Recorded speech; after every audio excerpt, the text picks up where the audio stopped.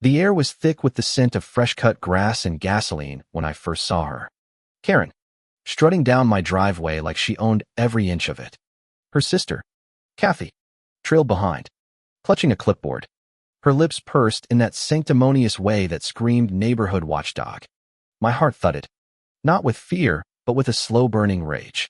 This wasn't their land. This was my home, the one I'd poured every dime and dream into after years of scraping by. And here they were, these self-appointed queens of Willow Lane, claiming my driveway as their personal patrol zone. It started small, like most wars do. A week after I moved into the quiet cul-de-sac, Karen knocked on my door, her smile sharp as a switchblade.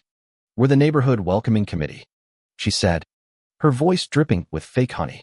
"Just making sure everyone follows the rules." She handed me a laminated sheet of guidelines for everything from lawn height to mailbox color. I laughed, thinking it was a joke. It wasn't. The next day, I found a neon orange sticker on my car, accusing me of parking improperly on my own damn driveway.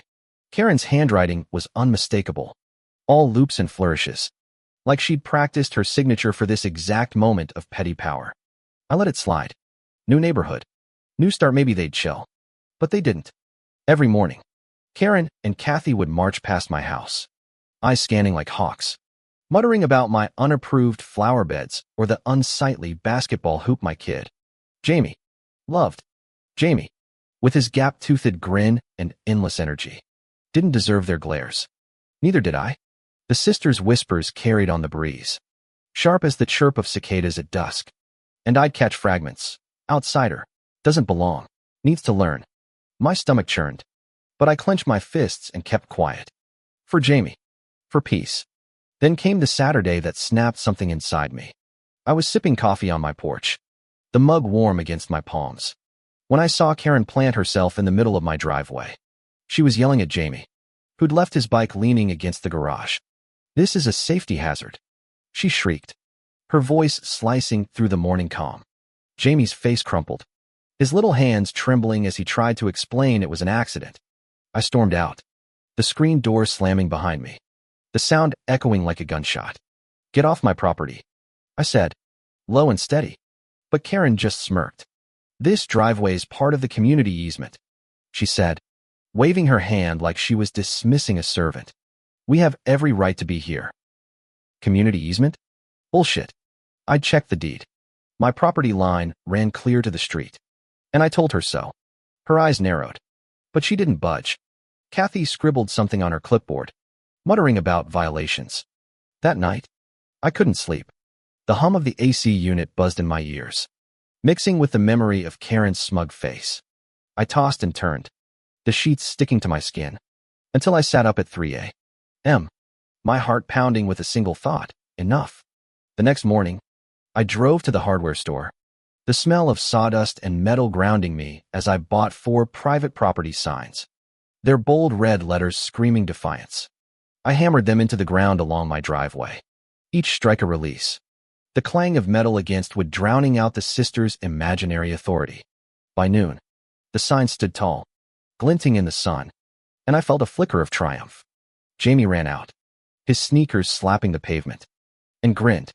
"They're cool, Mom," he said, and for the first time in weeks, I laughed. Karen's reaction came faster than I expected.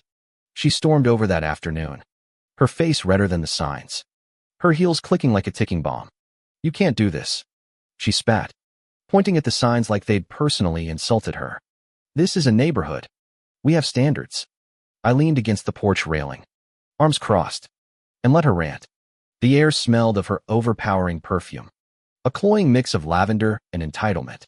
Kathy hovered behind her, clutching that damn clipboard, her eyes darting nervously. I almost felt bad for her. Almost. "Karen," I said, my voice calm but edged with steel, "this is my land. My rules. You don't get to play sheriff here." Her mouth opened, then closed, like a fish gasping for air. For the first time, she had no comeback. I turned and walked inside, letting the screen door slam again. The sound a small victory. But Karen wasn't done. The next day, I found a letter in my mailbox, typed in aggressive all caps, demanding I remove the signs or face legal action. It was signed by the Willow Lane Homeowners Association, which I knew didn't exist another of Karen's power trips. My blood boiled. But then I saw Jamie, sitting on the couch, his eyes wide with worry. "Are we in trouble, Mom?" he asked, his voice small. I hugged him, the warmth of his little body grounding me. "No, buddy," I said. "We're not." That's when I met Rosa. She lived 2 houses down. A quiet woman with gray-streaked hair and a laugh that could light up a room. I ran into her at the mailbox, her hands stained with garden dirt, the faint scent of rosemary clinging to her. "Heard about your Karen problem," she said, her eyes twinkling with mischief. "She tried that easement nonsense with me last year." I shut her down with a surveyor's report. Rosa's story poured out. Karen and Kathy had bullied half the street, from fining people for unapproved fences to reporting suspicious cars to the cops. But Rosa had fought back, quietly, methodically, and won. "You need proof," she said, handing me the name of a surveyor. "And maybe a little show." The surveyor confirmed what I knew. My driveway was mine. Every inch. Armed with the report, I decided to up the ante. I posted a photo of the signs on the neighborhood's private Facebook group, along with the surveyor's map and a polite but pointed caption.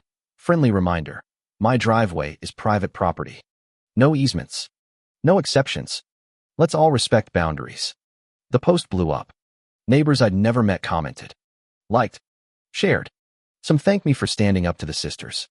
Others shared their own Karen stories, tales of petty fines, snide remarks, and clipboard tyranny.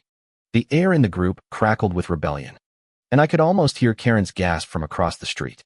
The final showdown came at the next neighborhood picnic. The park smelled of grilled hot dogs and sunscreen, kids' laughter mingling with the hum of cicadas. Karen and Kathy arrived late, their faces tight, their usual swagger gone. I was tossing a frisbee with Jamie when Karen marched over, her voice loud enough to turn heads. "You've made a mockery of this community," she shouted, her finger jabbing the air. "Those signs are an eyesore, and your little stunt online is divisive." The crowd went quiet, the tension thick as summer humidity. I took a deep breath, the grass cool under my feet, and stepped forward. "Karen," I said, loud enough for everyone to hear, "you don't get to control my home, or anyone's. The surveyor's report is public. Your easement is a lie, and we're done with your rules." I pulled out my phone, opened the Facebook post, and held it up. The screen glowed with dozens of comments. A digital chorus of neighbors fed up with her reign. Karen's face drained of color, her mouth a thin line. Kathy dropped her clipboard, the plastic clattering on the pavement.